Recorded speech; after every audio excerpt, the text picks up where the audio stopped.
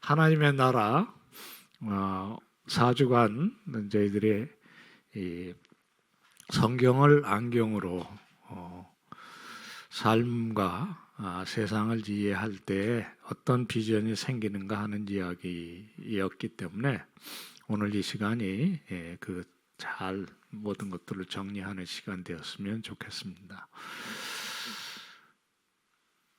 창조는 세상과 내가 어떻게 있게 되었는가를 답하죠. 하나님께서 사랑으로 우리에게 주신 선물이자 우리와 함께 즐거워하시는 그런 하나님의 걸작품 속에 우리가 산다 하는 것을 가르쳐 줍니다. 아마 창조의 진리를 우리들 삶의 근간으로 삼으면 그 하나님 의지하면서 어려울 때는 욥처럼 주시니도 하나님, 거두시니도 하나님, 하나님이 찬양을 받으실지어다 그렇게 할 수 있겠고요. 기쁘고 즐거울 때 당황하는 것이 아니라 이는 만물이 주에게서 나오고 주로 말미암고 주에게로 돌아가니 그 유명한 찬송이고 그걸 우리 장로교인들의 송영이라고 부릅니다. 그렇게 사시면 되지 않을까 싶습니다. 그러나 세상이 왜 이렇게 문제도 많고 고통도 많고 어려움 투성이인가? 이 삶의 깨어짐은 우리 조상 아담과 하와의 죄일 뿐만 아니라 우리 속안에도 있는 이 깨어짐, 우리가 어쩔 수 없는 그리고 원치 않지만 원하는 것은 아니지만 나도 그 죄악 가운데 시달리면서 살 수밖에 없는 그런 그 이면에는 사탄도 있고 또 우리의 정욕도 있고 그것이 삶에 골고루 베어진 정말 이 세상에 감당 못할 죄와 악 때문이라 하는 것을 성경은 가르쳐 줍니다. 그러나 우리가 절망하지 않을 이유는 그 모든 것들을 하나님께서 해결하시고자 육신을 입고 2000년 전에 이 세상에 오셨고 십자가를 지시고 죽으심으로 그 죄를 사하셨을 뿐만 아니라 부활하심으로 우리의 새 소망이 되셨다 하는 것이 성경의 진리이고 늘 이 강단을 통해서 우리들이 듣고 하면서 삶의 이유를 발견하는 것인데 이거 모르시는 분은 이 자리에 안 계신다고 저는 생각합니다. 그러니까 창조 타락 구속이라는 이 굵직한 이것들이 하나의 다 렌즈로 작동한다면 우리 눈에는 창조의 진리, 타락의 진리, 구속의 진리라는 3중 렌즈가 끼어 있다고 생각을 하시면 좋을 것 같아요. 이 렌즈도 이게 층 따라서 멀리 보는 거, 중간 보는 거, 아래 보는 거 이렇게 돼 있는 다중 초점이거든요. 처음에 꼈을 때 되게 이상했어요. 그런데 뭐 지금은 제 몸이나 다름없이 자연스럽게 뭐 설교 노트를 볼 때는 아래 거 쓰고 또 앞에 분 볼 때는 중간 거 쓰고 또 멀리 볼 때는 이렇게 되듯이 이 성경이 여러분의 안경이 되신다는 것은 그런 뜻입니다. 그래서 제가 우리 학생들에게 성경의 안경이니까 써라 막 그러면 아주 착한 학생이 한 번 와서 묻더라고요. 이거를 안경처럼 어떻게 씁니까? 그래서 제가 여기 펀치로 구멍을 뚫어서 마스크 줄을 떼서 그랬더니 화를 벌컥 내더라고요. 저는 진지하게 묻는데 놀리시면 되냐? 그래서 그게 내 놀리는 게 아니고 한 비유인데 선생님이 안경 어떻게 쓰고 있는지 보라. 안경은 이거 들여다보자는 물건이 아니거든요. 안경을 들여다봐야 될 사람은 안경사예요. 우리는 써야 합니다. 그러니까 안경을 진짜 잘 쓰는 거는 듣고 닦고 깎고 이럴 때가 아니고 썼을 때죠. 그래서 목사님은 그 설교를 하신 것 같아요. 이미 안경이니까 써야 한다는 말이. 이 얘기를 처음 했던 레슬리 뉴비긴이라는 사람이 영국 사회 선교사 40년 후에 돌아와 보니까 성경을 읽기는 읽는데 이걸 전화번호 같이 쓰더라는 거예요. 그 전화번호는 여러분이 아시는 대로 이게 묵상하는 책이 아니잖아요. 예, 아무도 안 웃으시네요. 예, 전 처음에 듣고 웃다가 정신이 번쩍 났는데 전화번호는 인포메이션 북입니다. 그리고 딱 한 줄이 필요한 거예요. 그놈 딱 찾으면 그 다음에 될 수 있는 대로 안 보이는 데 두잖아요. 영국이 그러고 있더라는 거예요. 그러면서 한 말씀 더 하시더라고요. 목사들도 똑같다. 목사에게 이게 설교 본문 찾는 용이라면 그거는 그거부터 바꾸지 않으면 교회가 살 길이 없다는 거예요. 이게 이제 주야로 묵상하는데 묵상 더하기 성경을 통해서 보는. 그래서 그 분의 유명한 얘기에서 성경은 looking at 할 책이 아니라 look through. 이 성경을 통해서 우리 가정이 어떻게 가야 될지를 보기 시작할 때 비로소 그리스도인의 삶이 실제화될 수 있다는 거거든요. 사업하시는 분은 꾸준히 내가 어떻게 사업을 해야 내 삶 속에 그리고 이 직장 속에 하나님 나라가 이루어질지를 생각해야 된다. 그런 의미의 안경입니다. 그래서 총정리를 하면 이렇게 정리할 수 있습니다. 성경의 진리인 창조, 타락, 구속의 진리를 통해서 세상을 보면 뭐가 보여야 할까요? 하나님 나라가 보여야 된다. 그게 이게 어디서 못 보셨죠? 제가 썼어요. 그런데 나름 잘 썼다고 생각하는 게 이만한 그 총정리를 필요로 하는 거죠. 하나님 나라가 보여야 된다. 어디서 보여야 되냐면 지금 여기서 보여주셔야 합니다. 저는 감히 우리 세우신 교회 이 수요일 이 추운 겨울에 이렇게 모이시는 분들 속에서 하나님 나라가 안 보이면 어디서 보겠습니까? 저는 학교에서 수업을 할 때에도 철학 수업이지만 여기서 하나님 나라가 보여야 된다고 생각하던 사람이에요. 그래서 꽤 열심히 준비하다고 했어요. 그리고 여기 지금 내 눈앞에 있는 이 젊은이들이 결국에는 20년 안쪽에 한국 교회를 세우는 사람들이 되어야 하고 또 그 사람들이 하나님 나라를 볼 수 있어야 우리 이 하나님의 역사는 이 땅에서 이어간다. 이런 생각은 이제 늘 하는 겁니다. 그런 것이 제가 수업에 열심을 낼 수 있는 자원이 되는 거거든요. 여러분들도 지난 4주간 제가 뭐 세세히 섬기질 못해서 저 안타까움이 있습니다만은 그저 조금 도움되시고 앞으로도 뭐 우리 정 목사님뿐만 아니라 이 세우신 교회가 그런 진리를 같이 세워가면 모일 때마다 그곳에서 하나님 나라를 보는 거죠. 교회에서 하나님 나라가 안 보이면 어디서 하나님 나라를 볼 수 있겠습니까? 그래서 하나님 나라가 보여야 한다. 보인다. 감히 그렇게 얘기를 할 수 있는 여러분들 되시기를 축원합니다. 저는 늘 그렇게 주장하고 삽니다. 여기서 하나님 나라가 보인다. 왜? 여러분들에게 조금이라도 도움이 되셨으면 그것이 삶 속에 나타나면 그게 이제 하나님 나라라는 이야기인데 그 얘기를 오늘 조금 펼치려고 생각을 합니다. 뭐 이 얘기는 그 얘기고요. 그래서 제가 첫날 소개드린 그 믿음은 바라는 것들이 실상에 보이지 않는 것들의 증거라는 그 말씀이 그 다음에 히브리서 11장은 어떤 면에 구약 성경의 총요약이잖아요. 그 사람들이 다 그런 사람들이었다는 거죠. 아브라함부터 시작해서 이삭, 야곱, 요셉, 모세, 사무엘, 다윗 이렇게 쭉. 그래서 그 이야기의 끝이 어디냐면 바로 이 자리라고 저는 생각해요. 여러분과 제가 하나님의 그 창조의 역사와 그것이 깨어진 것을 포기 안 하시고 구속하실 민족을 세우시고 사람들을 부르시고 또 예수 그리스도 이후에는 제자들을 교회로 부르시는데 그 교회의 지금 현재가 여러분과 저 아닙니까? 그리고 지금부터 되어지는 일은 하나님께서 여러분과 저를 통해서 일하시는 거거든요. 그게 성경의 역사고 그것이 하나님의 방식이었기 때문에 여러분들의 계획이 그리고 여러분들의 시선이 닿는 곳이 하나님 나라가 이루어지는 그 얘기예요. 그게 히브리서 11장의 오늘이라고 생각합니다. 성경 아직 끝나지 않은 책입니다. 그러니까 우리가 내가 말씀드린 대로 이런 우리의 비전이 성경의 한 페이지가 되는 것은 당연한 일이죠. 권할 사안이 아니라 당연히 그렇게 돼야 된다고 생각을 하는 겁니다.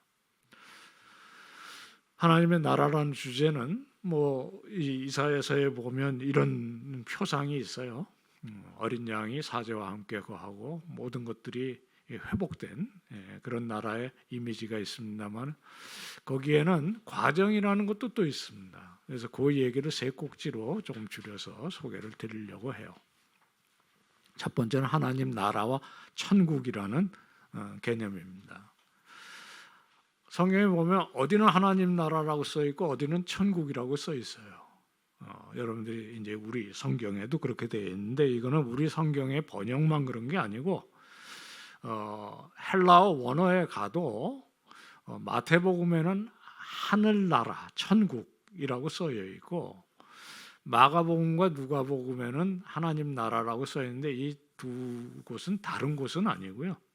같은 곳인데 마태복음은 유대인들이 하나님이라는 이 입에 잘 올리기를 꺼려하는 하나님의 이름을 망령되이 일컫지 말라는 그런 그 문화 속에 하나님 대신 하늘이라는 말을 썼기 때문에 저렇게 달라진 것이고 누가복음이나 마가복음은 이방인들이나 일반 독자들 상대로 해서 썼기 때문에 저렇게 쓴 것이다. 그 차이밖에 없습니다.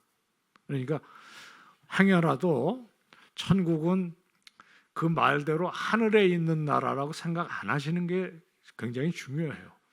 그리고 특별히 하나님 나라라고 할 때 그게 어느 지역을 가리키는 의미도 아닙니다.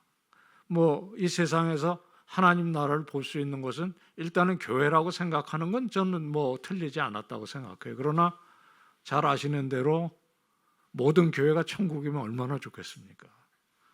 근데 불행하게도 지옥 비슷하게 보이는 교회가 있을 수 있거든요. 네. 그래서 뭐 또 아무리 교회가 좋은 교회라도 내가 불편하면 그거 천국이라고 잘 믿어지지 않는데 그런 착각을 할 필요가 없는 것이 기본적으로 성경에서 천국, 하나님의 나라를 얘기할 때 적어도 하늘 넘어 어디 우주 공간에 있는 그런 그 지역을 뜻하는 말이 아니라는 것을 좀 생각하시는 게 필요해요. 또는 영적으로 이 뭔가 낙원이라는 그런 어딘가 있음직한 그런 것도 생각을 안 하시는 게 좋습니다. 그렇게 하는 순간 우리는 동양적인 어떤 그 낙원을 생각할 수도 있고 불교적인 그 극락을 생각할 수도 있고 개념이 성경에 말하는 이 하나님 나라와 그것이 섞일 수가 있어서 일단은 천국 그럴 때 궁극적으로 하나님 나라가 이 땅에 임했을 때는 분명히 지역이고 장소고 그렇습니다만 그때는 구별된 장소가 아니죠. 요한계시록 21장에 새하늘과 새 땅 예루살렘은 사실은 온 세상이 다 하나님의 것으로 바뀌는 것이지 어떤 울타리가 있고 성벽이 있고 그런 의미가 아닙니다. 그 이제 가장 중요한 근거는 요한이 새 예루살렘의 성전 교회가 어디 있는지를 찾는데 찾지 못하잖아요. 그게 무슨 의미냐면 새 예루살렘에 성전이 따로 있을 이유가 없는 것이죠. 하나님의 이 모든 영광이 우주 만물에 드러나는 곳이 그게 바로 천국이고 새 하늘과 새 땅인 그런 의미로 생각을 하셔야 돼서 일단은 요 화면은 제가 이렇게 시뻘겋게 아닙니다. 저렇게 생각하지 마세요. 그렇게 알려드릴 거예요. 자, 그러면 천국이 뭐냐? 일단은 그냥 여태까지 선입견을 다 조금은 유보하시고 또 뭐 저도 틀릴 수 있으니까 나중에 제가 틀렸는지는 따로 검증을 하시고 일단은 지금은 천국이 어디냐? 천국은 하나님이 통치하시는 곳, 하나님이 왕이신 곳 이렇게 기억을 좀 하시면 좋을 것 같아요. 자, 천국은 어떤 특정 지역, 그러니까 보통 우리가 이렇게 비유적으로 여기가 너무 천국 같아. 뭐 그게 태국의 무슨 휴양지가 됐던 아니면 처음 뭐 미국 가봐서 너무 화려하니까 백화점에 들어가서 이게 천국 같아. 이런 그런 표현 말고 진짜 천국이 어디냐? 천국은 지역이나 장소가 아니라 하나님의 통치가 이루어지는 것. 하나님께서 왕으로 다스리시는 것. 그러면 여러분이 생각하실 수 있는 천국이 금방 떠오르실 거예요. 어디입니까? 제일 먼저 천국이 이루어져야 되는 곳이 우리의 마음속이죠. 우리가 처음 예수를 믿고 하나님의 딸이고 아들이고 이렇게 확신으로 받아들이는 순간 내 마음의 이제 주인은 내가 아니고 주님이십니다. 그리고 내 인격의 모든 그것들을 주께 종으로 주님을 주로 모시기로 작정하는 순간 나와 나의 모든 것들이 주님의 것입니다 라고 하는 순간 사실 거기가 천국인 거죠.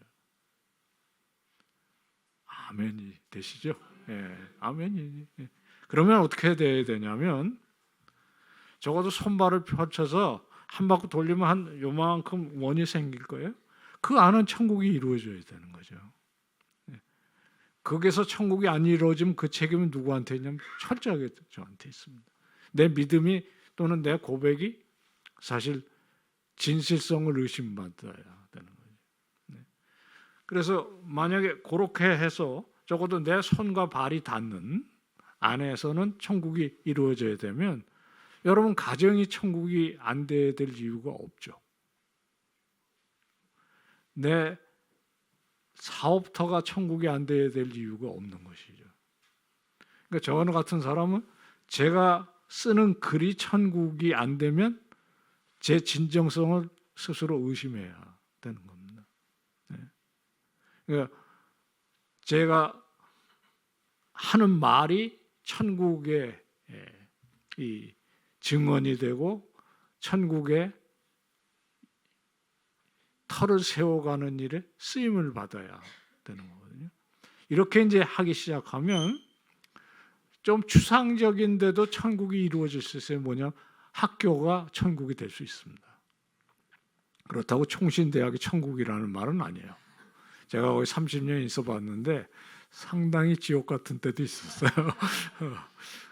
그러니까 그러나 원리적으로는 보면 적어도 그 울타리 안에는 전부 다 세례교인들만 있는데 그게 천국이 안 되면 그거는 그 학교의 정체성과 본질을 의심을 해야 되는 거죠. 그리고 적어도 거기에 있는 공동체의 사람들은 똑같은 곳을 바라봐야 되는 거죠. 하나님의 나라를 바라보고 하나님 나라가 이 땅에 임하기를 바라고 저는 오늘 부른 찬송 하나마다 찬송을 부르면서 은혜가 되는 게 그게 우리들의 소망이고 나 혼자 부르는 게 아니고 여기 지금 우리 모든 분들이 온 마음을 다해서 부르는데 이 땅에 하나님 나라가 임하시기를 바라는데 그게 그냥 우리가 바라는 것이 아니라 나를 통해서 이루소서 하는 거거든요. 그래서 저는 이거 상당히 진심을 담아가지고 너 하나님 나라가 보이냐? 우리 학생들에게는 그렇게 묻습니다. 네가 안 보이면 네 나중에 너한테 가르침을 받을 사람들이 어떻게 보겠느냐? 보일 때까지 학교 좀 쉬지? 그런 얘기도 해요.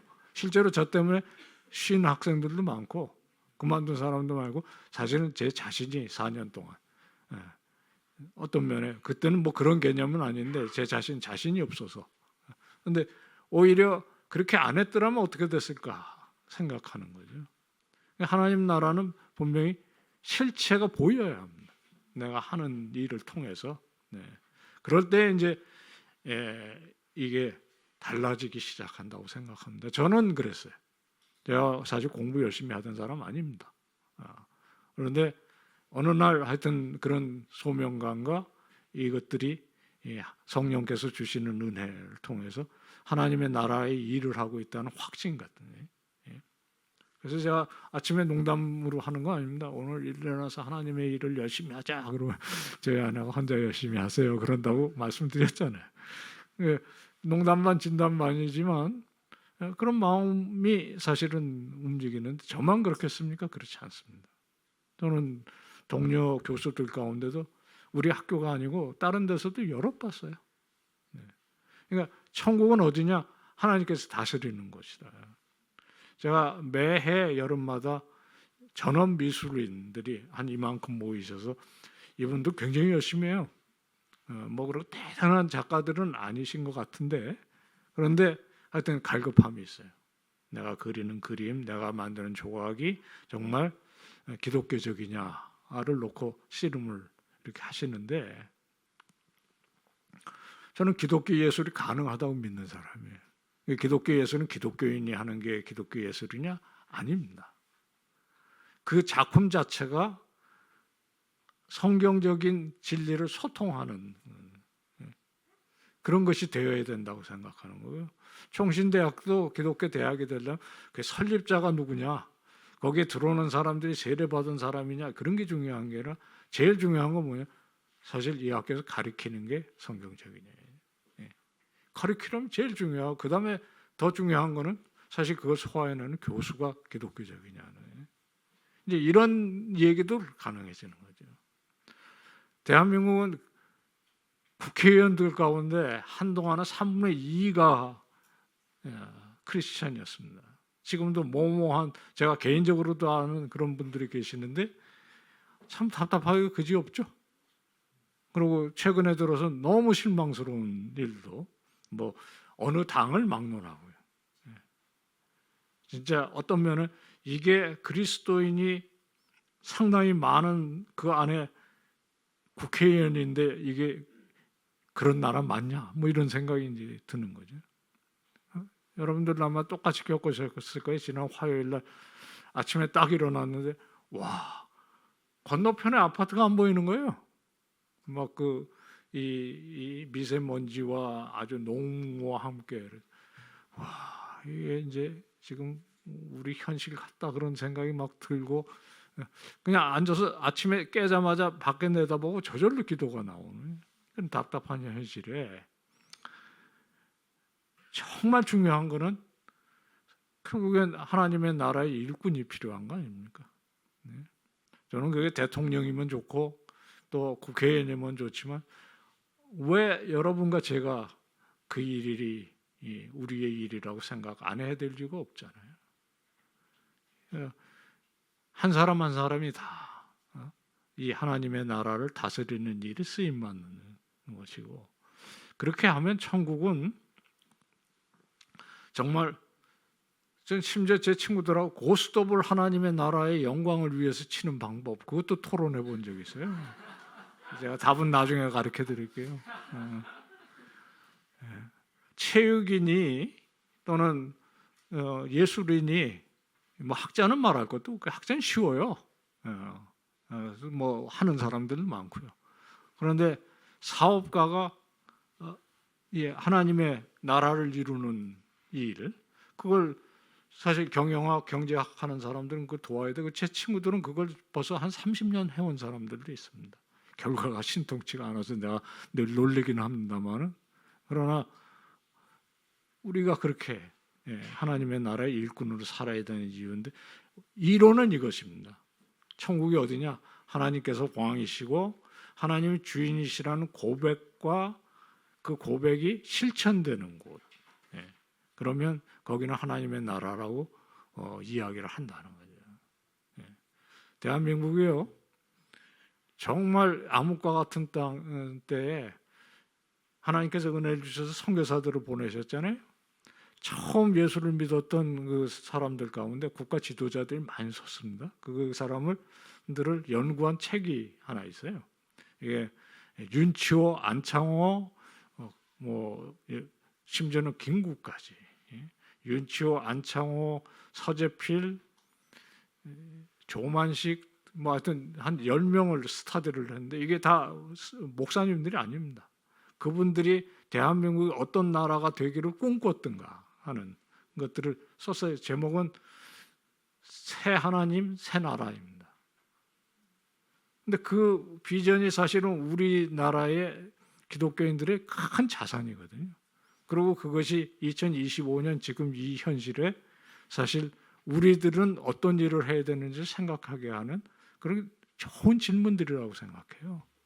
그러니까 이런 식으로 우리 삶 속에 하나님 나라는 실제할 수 있습니다. 우리 적어도 신앙의 선조들은 그 일을 했다는 거거든요. 이 이유는 하나님의 나라의 의미는 여기 주인이 누구냐, 주권자가 누구냐에 달려 있다. 그렇게 생각을 하셔야 돼요. 국가는 여러분들이 성립하려면 세 가지 조건이 있어야 되는 거 아시죠? 국토가 있어야 되고, 국민이 있어야 되고, 주권이 있어야 되는데 사실 국토는 없어져도 나라가 있을 수 있어요. 그러나 주권이 없는 것은 국민이 없이는 절대로 이 국가라는 건 불가능하거든요. 이 잃어버렸던 하나님의 주권이 회복되는 것이 구속의 역사라고 생각하시면 좋습니다. 이 유명한 그림 두 개 아닙니까? 왼쪽에 흑백 사진은 손기정 선수고요. 오른쪽에는 황영조인데요. 차이는 딱 하나입니다. 국권을 잊어버렸을 때 딴 금메달은 우리 것이 아닌 거고, 그 후예 중에 한 사람이 결국에는 그것을 회복하는 것인데 이게 좋은 비유가 될 수 있는 거죠. 국권이 없으면 국민도 있고 국토도 있어도 그것을 대한민국이라고 부를 수 없는 것처럼 태초 이후에 하나님께서 만드신 창조는 언제든지 주님의 것이었었어요. 그러나 그 안에 실제로 사탄과 사탄의 종된 이 모든 인류가 삶을 이루어갈 때는 하나님의 나라가 아닌데 하나님께서 그 일을 2000년 전에 예수 그리스도가 왕으로 이 땅에 임하시는 거죠. 베들레헴의 말구에 어린아기로 오셔서 결국에는 십자가의 그 대승리로 구속을 이루시고 그 이후에 세우신 교회와 우리 그리스도인을 통해서 하나님 나라를 회복하고 계신다. 이게 그냥 일목요연하게 좀 머릿속에 있으시면 좋을 것 같아요. 그러니까 창조 타락 구속이라는 얘기는 그 얘기입니다. 그리고 결국에는 우리들의 소심한 마음, 어떤 실망하는 마음 이런 것들에 불구하고 하나님은 하나님의 열심으로 이 나라를 이루고 온전히 세상을 회복하신다는 비전. 이게 천국 비전이고 사실 구체적으로 이걸 교회가 실행하기 시작하면 그게 선교적 교회의 비전이 된다고 생각하는 건데 그 얘기는 아마 정 목사님께서 잘 해주실 거예요. 계속. 그래서 한번 같이 읽어보시면 좋을 것 같아요. 하나님 나라가 어디입니까? 시작. 창조주 하나님의 주권이 선포되고 인정되고 실현되는 곳. 이게 구속의 원리가 삶으로 나타나는 곳에 임하는 거예요. 그러니까 말로만 선포돼 갖고는 안 되고 그것을 우리들이 받아들여서 그렇습니다. 나의 삶은 주님의 것이고 우리 교회도 주님의 것이고 이것이 우리들의 하는 먹든지 마시든지 무엇을 하든지 하나님의 영광을 위해서 하겠습니다라는 것이 고백되고 실천되는 것. 거기가 바로 하나님의 나라라. 이렇게 생각을 하시면 아까 말씀드렸지만 나와 내 가정과 우리 살림과 살림살이와 뭐 이런 것들이 다 그런 의식 속에서 이루어지는 것. 그게 중요하다는 거죠. 저희 삼일교회에서 10주에 한 번에 2시간씩 모여서 10주짜리 이 프로그램을 오랫동안 했었어요. 지금은 못하고 있는데요. 그거 할 때 제일 중요한 것은 그래서 어떻게 실천할 것이냐. 실천 리스트가 있어요. 예를 들어 뭐 일회용품 안 쓴다부터 시작해서 뭐 자발적인 좀 불편 운동 뭐 이렇게 해서 그래도 소박하게 어떻게든지 실천해 보려고 애쓰는 체크리스트를 갖고 점수도 매겨보고 뭐 이렇게 하는데 실천이 중요하죠. 여러분들이 생각을 해보십시오.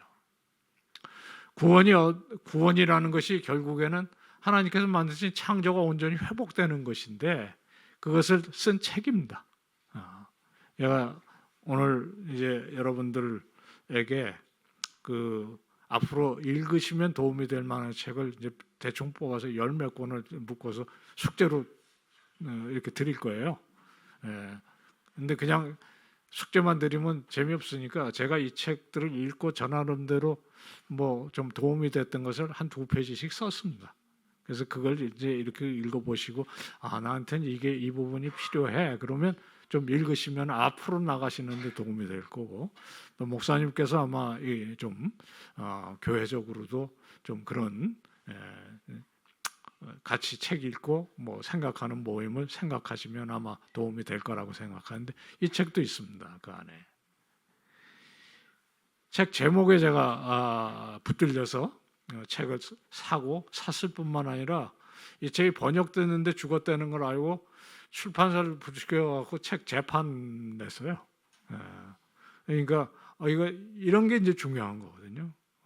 이게 독자가 책이 어느 날부터 책 사겠다는 분들이 막 질의가 오니까 출판사가 안 낼 이유가 없잖아요. 근데 이런 좋은 책은 빨리 사셔야 돼요. 왜냐하면 금방 절판됩니다. 왜? 안 읽으니까. 자, 두 번째로 천국은 언제 옵니까? 어떻게 옵니까? 이 역시 이게 이제 이 부분이 잘못 이해가 되면 천국이 마치 불교처럼 저승에 있거나 어디 저희 지평선 넘어 아니면 아예 저기 은하계를 넘어서 어디에 이런 식의 생각을 할 수가 있고요. 그보다 더 위험한 거는 이제 신천지 내지는 뭐 수다하니 이다니 결국엔 이 천국이 언제 오는가 어떻게 오느냐를 가지고 왜곡돼서 우리 신앙을 잘못하거든요. 그래서 오늘 이 부분도 잘 보시리라고 믿습니다. 천국이 이렇게 가는 거 아니죠? 계단을 올라가다 끝에 가면은 그냥 이렇게 날아가는 이렇게 이게 진짜 이단입니다. 그죠? 천국 저렇게 가지 않습니다. 또 휴거라는 그 개념도 신학적으로 그렇게 간단한 개념이 아니에요. 그러니까 적어도 천국이 왔을 때 우리는 요 뒤에 이렇게 날개가 생겨서 얘기하지 않겠습니다. 이상한 거니까 천국은 사실 옵니다. 우리를 향해서. 왜냐하면 성경 말씀이 태초에 어느 날인가 만드셨고 그 역사가 지금 흘러와서 예수 그리스도가 오신 후에 2000년을 지나 지금 우리가 있고 이 끝에는 하나님 나라가 우리에게 온다 그렇게 되어 있잖아요. 그러니까 하나님 나라를 생각할 때 위를 쳐다보지 말라는 거예요. 이게 공간적인 개념으로 하나님 나라는 위에 있는 것이 아니라 어디에 있냐면 앞에 있습니다. 그렇게 좀 의식을 바꾸시면 좋고요. 왜 앞에 있냐면 하나님 나라는 시간 속에 우리 앞에 있는 거죠. 그래서 기독교의 가장 중요한 이 믿음의 요소 중에 하나가 소망입니다. 우리는 소망 중에 하나님 나라를 기다리며 그냥 기다리는 것이 아니라 그 나라를 위해서 부르신 소명에 충실한 사람으로 살아가는 거거든요. 그러니까 오늘이 그리고 내일이 우리들의 신앙의 현재예요. 그 현실입니다. 그래서 하나님 나라는 가는 것이 아니라 오는 것입니다. 이게 뭐 아주 유명한 신학자의 표현인데요. looking up 하는 게 아니라 looking forward 해야 된다. 앞을 향해서. 이게 로마서 15장의 그 유명한 소망의 하나님이 모든 은혜를 너에게 성령의 능력 안에 충만하게 부어주시길 원한다. 그게 실질적인 로마서의 결론인데요. 우리는 소망의 하나님을 바라면서 사는 사람들이거든요. 천국은 가는 것이 아니라 온다. 그렇게 생각하셔야 돼요. 우리가 소망하고 기다리고 기다림 속에서 우리들이 맡은 바를 행하는 것이죠. 이상한 책들이 많은데요. 제가 3권만 꼽아봤어요. 제가 예전에 부탁을 받아서 이 책들을 좀 비판을 하는 것을 맡아본 적이 있는데 와, 전부 다 황당한 책들입니다. 이런 책 절대로 보시지 않으시면 좋겠습니다. 제가 시간이 없어서 일일이 얘기를 안 하는데 내가 본 천국은 조금 과장하면 100만 부가 팔렸어요. 한국에서. 저기 머리 털 허연 분에게 제가 강제로 안수를 당한 적이 있습니다. 펄시 콜레라는 분인데요. 제가 전도사 시절에 저희 장로님이 식사 대접을 하면서 제가 앞으로 큰일을 해야 되니까 무조건 나오시라고 그래가지고 식사 토론토에서 아주 유명한 호텔에서 밥 먹고 그 자리에 꿇어 앉아가지고 저하고 저희 아내하고 그냥 저분은 그냥 환상 가세요. 문제는 저걸 책으로 내고 저분을 모시고 다니면서 이상한 부흥회하고 그런 사람들이 문제예요. 저분 나중에 어떻게 되셨냐면 천국 비슷한 리조트를 만들어서 수용 인원의 한 10배 되는 지분을 팔았어요. 그래서 그런 일은 많습니다.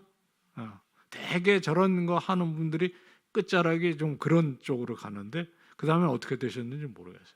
뭐 지금 살아계실 나이는 아니세요. 가운데 저 천국과 지옥과 천국은 긴 얘기하기 시작하면 안 되는데 불행하게 총신대학 교수님이셨습니다. 그런데 저분은 점심을 드시고 단테의 신곡을 읽다 잠이 드셨는데 이렇게 시작하는데 그 다음에 뭐냐면 닥치고 표절입니다. 그냥 단테의 이 신곡은 첫 번째가 지옥편이거든요. 그것을 읽다가 잠이 드셔서 글을 쓴 것처럼 그렇게 이제 끌고 가니까 그 다음에는 그걸 표절을 해도 된다고 생각하신 것 같아요. 그냥 표절했으면 괜찮은데 그 제일 지옥에 좀 흉측한 데 가갖고 평소에 자기를 힘들게 했던 자기가 담임 목사를 하셨거든요. 거기서 자기 힘들게 했던 장로님을 만나는 장면이 나와. 그래서 선배님 이런 거 쓰시면 안 되잖아요. 그 옆에 책은 아주 유명한 책인데요. 미리 가본 천국이라고 그래서 저런 책들이 많은데 공통점이 뭐냐면 천국에 대한 얘기는 300페이지 중에 30페이지가 안 돼요. 이게 저게 뭐냐면 사기입니다. 일종의. 그런 것을 생각해서 책 파는 절대로 보시지 마십시오. 보시려면 요한계시록을 보십시오. 요한계시록은 그렇게 어려운 책 아닙니다.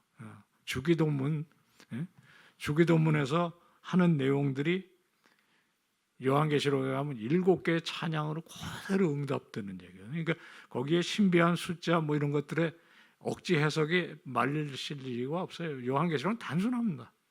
결국에는 하나님의 나라가 이 땅에 온전히 이루어질 것이고 그 나라는 그냥 문자적으로 읽어도 하나님의 승리와 하나님께서 그 뜻을 이루시는 것에 대한 확신을 우리들에게 주는 거거든요. 이게 이제 뭐 같은 거냐면 여러분 월드컵 같은 거 하면 그 앉아서 새벽 3시 일어나갖고 가슴 저리고 끝에 가갖고 졌어 화나 이런 거 되게 건강에 안 좋으시잖아요. 그러니까 저 같으면 어떻게 하냐면 스코어를 알고 봐요. 그러면 세상에 편해. 그리고 이긴 것만 봐. 이 게임이 그런 게임이에요. 이게 뭐니 하고 지금 한치가 눈앞에 안 보이는데 어떻게 이게 나라냐? 어떻게 이런 나라에 내가 태어나냐? 그런 생각할 필요가 없다. 목사님들조차 막 이거에 매여 가지고 그 우상입니다. 근데 끝은 명백하게 결국은 우리 하나님의 왕권과 주권이 회복되어서 결국은 우리가 그 자리에 천국 보좌에 둘러앉아서 아예 첫 번째 찬양 여러분 잘 아시는 찬양 우리 주 하나님이여 영광과 존귀와 힘과 권세를 받으시기에 합당하시오니 주께서 만물을 지으신지라 그 만물이 지금까지 그대로 있나이다. 이렇게 시작하는 찬송이 끝에 뭡니까? 할렐루야. 유명한 할렐루야 찬양으로 끝나는 거거든요. 그게 우리의 노래예요. 여러분과 제가 부를 노래입니다. 그리고 하나님 나라가 아름답게 이루어지는 그 얘기를 소망 안 하면 무슨 소망을 갖겠어요? 여러분들 소설 보고 소망이 옵니까? 안 오잖아요. 이런 헛된 책에 소망 오는 거 아니에요. 누가 정치적인 비전으로 우리를 속이지 않도록 노력을 하셔야 합니다. 하나님 나라의 핵심은 이미 예수 그리스도가 이 땅에 베들레헴의 말구에 어린 아이로 올 때 벌써 왕이 임한 것이잖아요. 그래서 동방 박사들이 경배하러 오고 그리고 예수 그리스도가 공사역에 나섰을 때 눌린 자, 가난한 자, 병든 자 다 회복하시겠다는 이사야의 선언으로부터 시작해서 결국엔 그걸 십자가에서 이루시잖아요. 부활을 하심으로 우리의 부활의 첫 열매가 되셨잖아요. 그러니까 천국은 이미 거기에 임한 것입니다.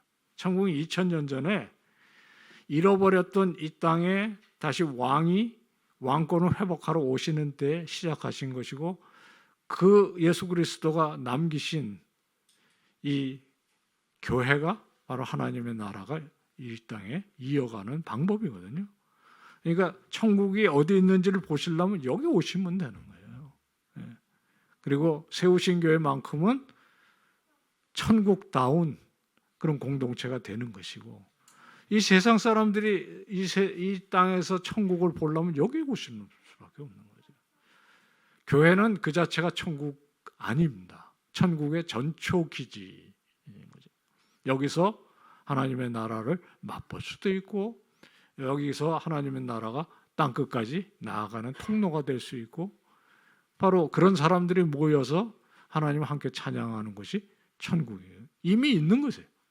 그래서 하나님 나라는 지금 여기서 눈을 보셔야 돼요. 매주 들어오시면서 서로 반갑게 인사하고 격려하고 그럴 때 천국은 이미 여기 있는 것이거든요. 그러니까 천국의 실제를 맛보셔야 돼요. 뭐 저는 송구하게도 여기서 끝나면은 목사님이 죄송하게도 저를 집에까지 데려다 주세요. 그래가지고 너무 편하게 왔다 갔다 하는데, 저쪽 서울 끝에 이런 데서 강의를 이제 하고 한 10시쯤 지하철역에 딱 와서 이렇게 보면 한 여기 35개, 37개 막 이래요. 그러면 분명히 집에 가면 12시 넘어요. 그러면 지하철에 앉아서 주님 나라를 그리는 걸로 저를 위로할 때가 많아요. 주님 오늘 제가 오버타임 한 거 아시죠? 뭐 이렇게. 그 재밌습니다. 여러분 한번 해보세요. 막 교회 일에 지치고 힘들고 그러고 뭐 너무 낙심되고 이럴 때 하나님 나라가 여러분들이 위로하는 자원이더니, 그게 하나님의 나라를 실제로 우리들이 삶 속에서 맛볼 수 있습니다. 그러나 온전히 예수 그리스도가 재림하실 때 이 땅에 이루어지는 하나님 나라는 아직 이루어진 것이 아니니까 이것이 소망인 거죠. 이 소망의 이 현찰 가치라는 게 있어요.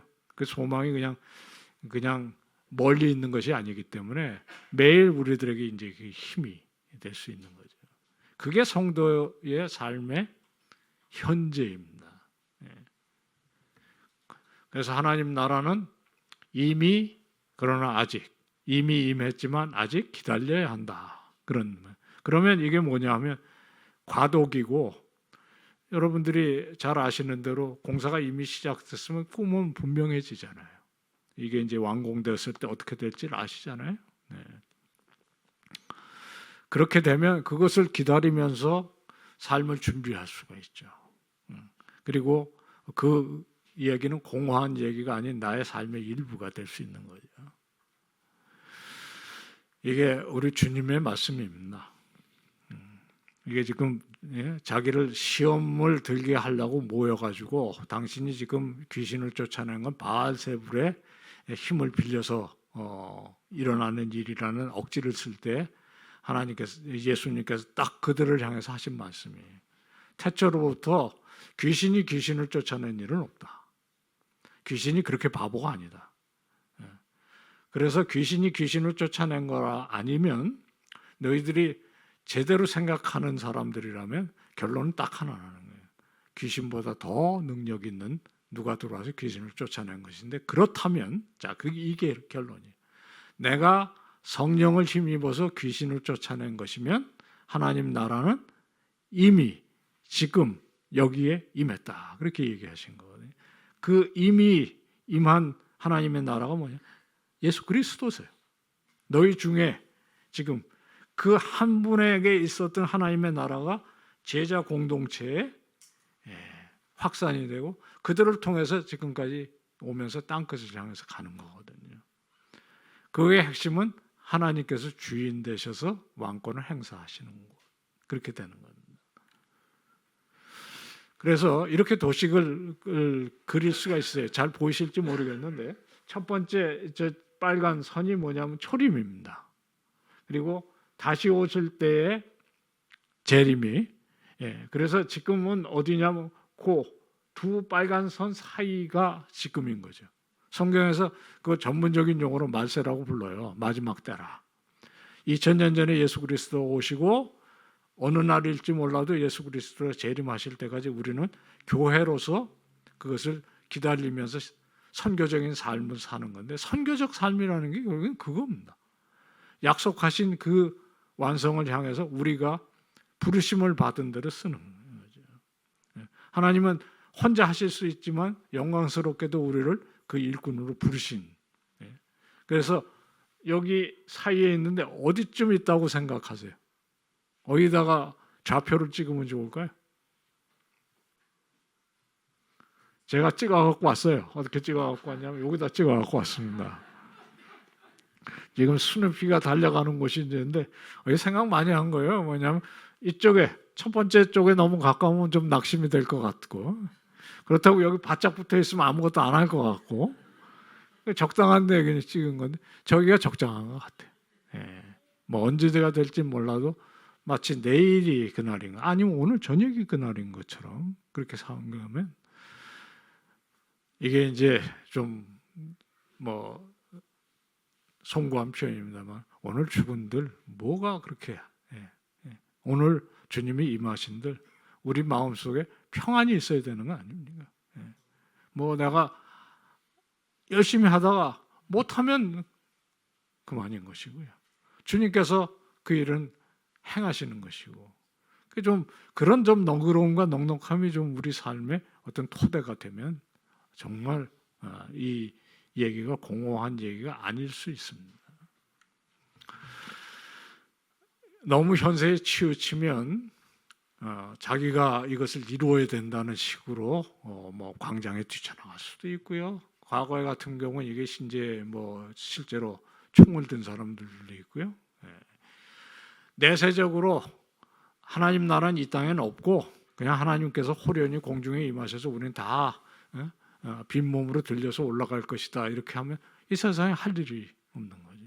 이게 천국까지 잘못되면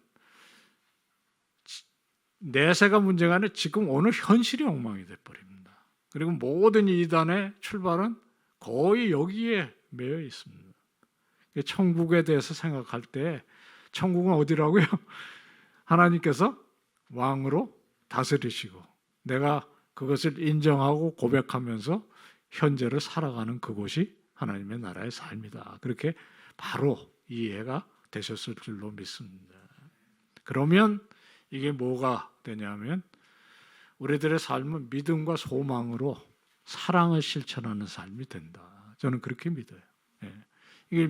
이걸 믿을 때 우리들의 삶의 기초가 탄탄하지만 동시에 이게 거기가 끝이 아니고 늘 소망이 가득한, 그러면서 그 소망은 너그러움과 이 은혜와 사랑으로 주변에 펼쳐지는 그런 구도가 된다는 거죠. 사도 바울이 고린도전서 13장에 믿음, 사랑, 소망을 괜히 꼽은 것이 아닙니다. 이 성도들의 삶에 가장 중요한 요소인데, 저보고 제가 옛날에 소그룹 같은 일 공부를 할 때 믿음의 삶은 뭡니까? 그러면 저는 인내라고 불러요. 인내. 근데 인내는 소망 없이 되는 것은 아니고요. 그래서 인내 속에 우리들이 거룩함으로 이루어져 가는 그 삶이 따라오는 거죠.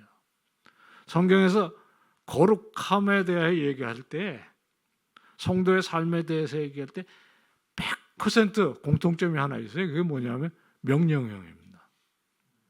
명령형이라는 게 저는 그렇게 받아들여요. 이게 될 수 있으니까 명하는 거거든요.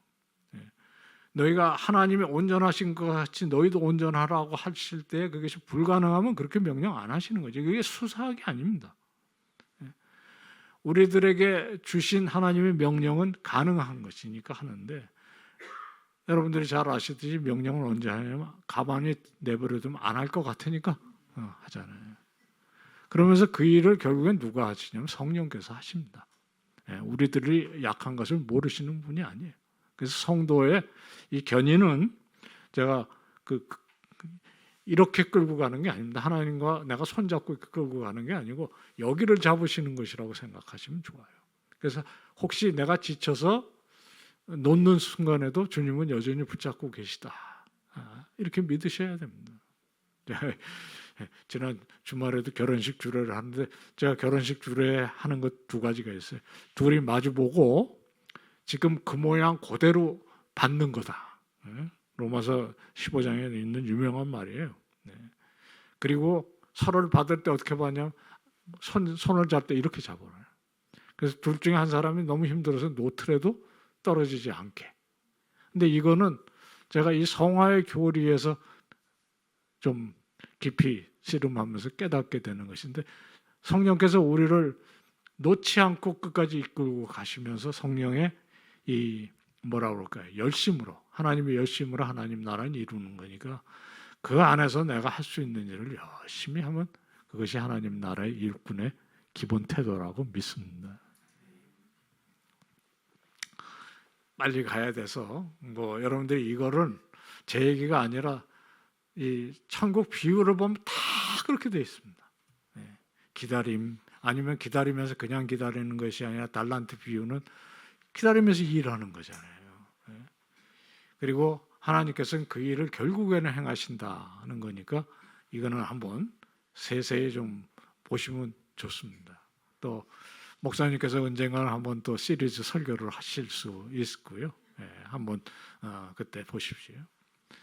영생은 그래서 그냥 이게 지불 날짜가 없는 수표가 아닙니다. 이게 오늘 현찰 가치가 있다 그렇게 생각하시면 좋아요. 그래서 제가 제일 좋아하는 찬송 중에 하나가 그 이호은 씨가 쓴 영생을 맛보며 지금 여기서 사는 거죠. 여러분들 뭐 마트가 가든 뭐 이렇게 가면 저 시식 얼마나 좋아하세요? 시식하고 나면은 사게 되죠? 안 사시나요? 저희 어렸을 때 엿장수들 나타나가지고 왜 이렇게 옆판에 이렇게 이 대패날 같은 거 조금 이렇게 찢어서 요만큼씩 주잖아요. 그거 딱 입안에 들어가는 순간 세계관이 변합니다.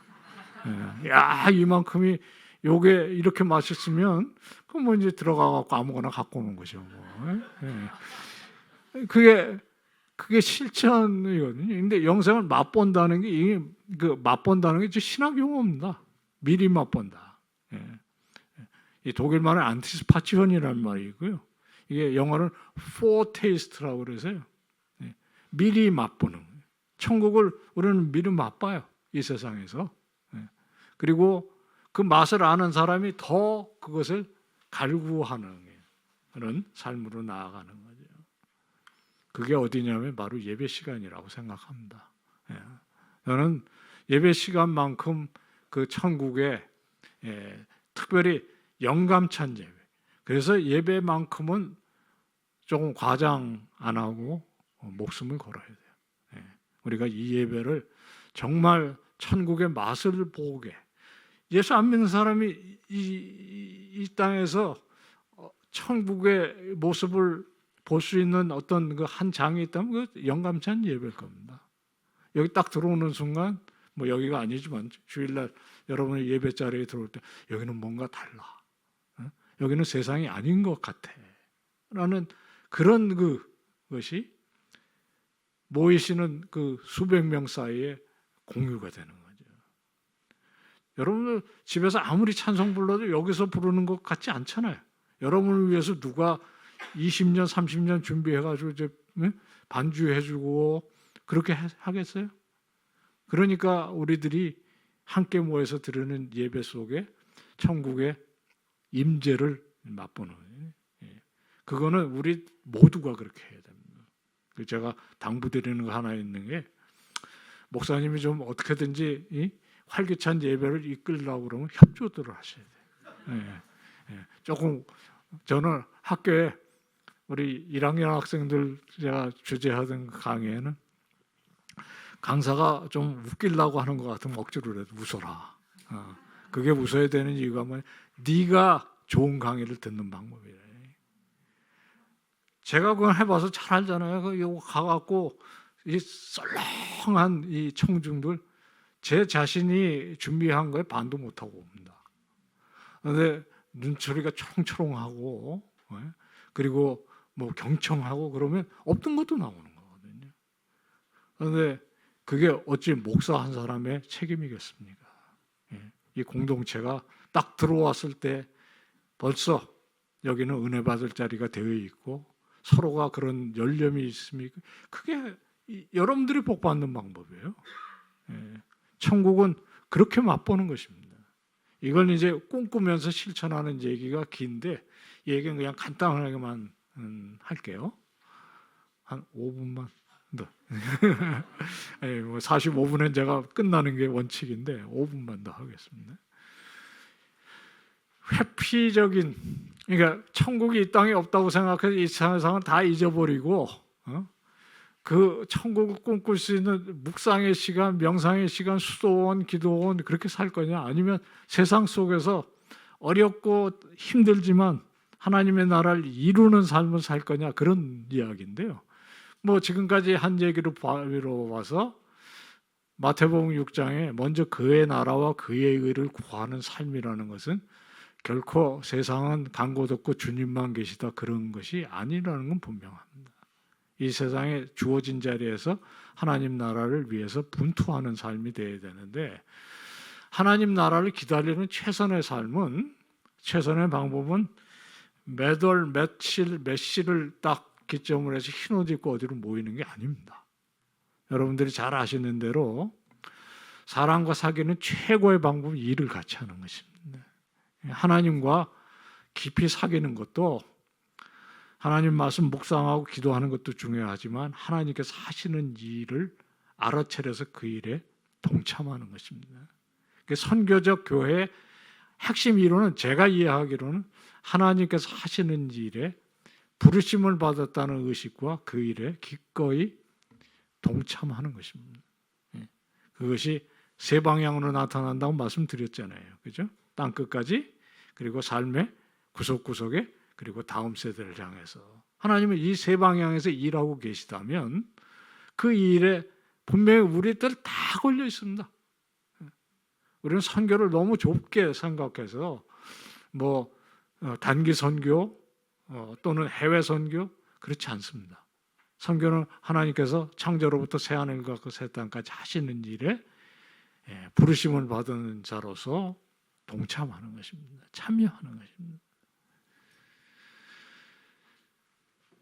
그런 사람은 은혜를 가득 채워주셔서 내가 온전히 주님을 내 온몸에 성령으로 가득 채우기를 원하시는 그런 삶과 더불어서 더 중요한 것은 주님 손에 잡힌 망치가 되기를 원하라. 그런 얘기가 있어요. 내가 거룩한 사람을 거듭나는 것도 중요하지만 그게 못지않게 중요한 것이 주님 손에 잡힌 도구가 되어야 되는 거 아닙니까? 그래서 그 유명한 이 찬양이 있어요. 여기 좀 건너뛰어서 제가 이거 다 슬라이드에 제가 다 담아서 이미 드렸고요. 집에 가서 조금 더 개정하고 보낼 건데 이 유명한 뭐 기도는 잘 아시잖아요. 나를 평화의 도구로 써주소서. 미움이 있는 곳에 사랑을, 다툼이 있는 곳에 용서를, 분열이 있는 곳에 일치를, 의혹이 있는 곳에 믿음을 심게 하소서. 오류가 있는 곳에 진리를 제가 다 하지 않겠는데 여기에 사실 2025년 1월 우리 한국 그리스도인이 해야 할 일의 답이 여기 있다고 생각합니다.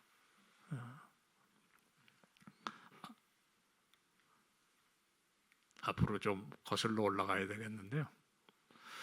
이거를 하는 이 성도들이 모인 교회를 한번 봤어요.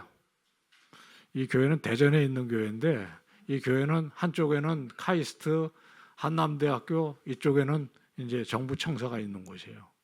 그래서 성도 20명이 이 카이스트와 한남대학교 교수님 20명이 자기 이 연구하는 속에서 하나님을 어떻게 만났는지를 쓴 책이 과학자 하나님을 만나다고요. 공직자로서 평생을 살아오고 지금도 씨름하고 있는 20분이 모여서 공직자 하나님을 만나다라는 책을 썼어요. 저 책의 첫 꼭지는 여성 세무 공무원이신데 자기가 여태까지 그 여성 세무 공무원으로서 직장에서 어떻게 분투하고 있는지를 썼는데 제가 보면서 에스더가 따로 없다 그런 생각했어요. 저한테 제일 감동적이었던 사람은 산림청 구급 공무원으로 무주 구천동에서 시작하신 분인데 32년인가를 공직 생활했는데 끝이 어떻게 끝나냐면 산림청장으로 끝납니다. 이분은 고등학교 졸업하고 공무원으로 시작하던 분이에요. 근데 이게 내가 예수 잘 믿고 뭐 했더니 교회에서 충성했더니 내가 산림청장 되었다 그런 거라면 제가 소개 안 해요. 실제로 공직에서 자기가 무슨 일을 어떻게 해왔는지를 썼는데 대부분 감동적이었습니다. 저는 첫 번째 책이 훨씬 더 저에 가깝기 때문에 학자가 어떻게 실험실에서 씨름하면서 하나님을 만났는가 하는 그런 얘기들은 얼마든지 가능해요. 주일날 신앙이 평일로 이어질 때라는 책인데 저 책의 원제목은 Work Matters입니다. 일이 중요합니다. 왜냐하면 인간은 하나님께서 일꾼으로 부르셨으니까. 그래서 그런 지평을 좀 넓히는 데 도움이 되시라고 저것도 서평에 담았으니까 참고하시면 됩니다. 이제 끝으로 가겠는데요. 사도 바울 자비령 선교사였습니다. 아시는 대로.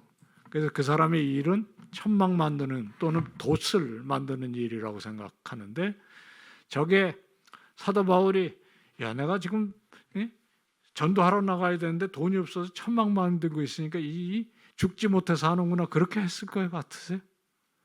성경에 보면 저 일을 통해서 브리스길라 아굴라도 만나고 동역자들도 만나고 이렇게 합니다. 그러니까 이 천막 제작하는 일 또는 돛을 제작하는 일이 선교의 방해가 아니라 통로 역할을 하는 것을 사도 바울의 삶에서도 보는 거거든요. 그러니까 이런 식으로 우리들의 삶 속에 천국의 일은 이루어질 수 있다는 것을 생각하면 어느 직업이건 성직이 따로 없다라는 마틴 루터의 얘기도 일리가 있게 되는 것이고 그런 차원에서 내가 평화의 이 도구가 되도록 뭐 끝으로 내가 그냥 말씀을 드리면 저는 사실 제 스승에게서 배운 것 중에 가장 각인된 이 개념이 샬롬이었습니다. 정의와 평화가 함께 만나는 것이 샬롬인데 불행하게도 제 총신 교수 생활 30년을 돌아보면서 사실 은퇴하는 날까지 나는 왜 여기서 샬롬이 못 될까를 고민했어요. 네. 제가 싸움을 부추긴 때는 없었을지 몰라도 진짜 샬롬의 어떤 일꾼이 못 되고 있구나 하는 안타까움이에요. 그게 여러분들의 상황일 수도 있어요. 그러나 그럼에도 불구하고 그 일은 하나님께서 하신다고 생각하고 내가 할 수 있는 일을 한다는 생각으로 삽니다. 여러분들도 그런 좀 소망이 여러분들의 소망이 되시면 좋겠습니다. 더 말씀드리면 좋겠지만 뭐 제가 아니어도 많은 기회에 이것들을 생각할 수 있으니까 부디 건강하신 가운데 하나님께서 기뻐하시는 삶에 세우신 교회가 되시기를 주님의 이름으로 축원합니다. 감사합니다.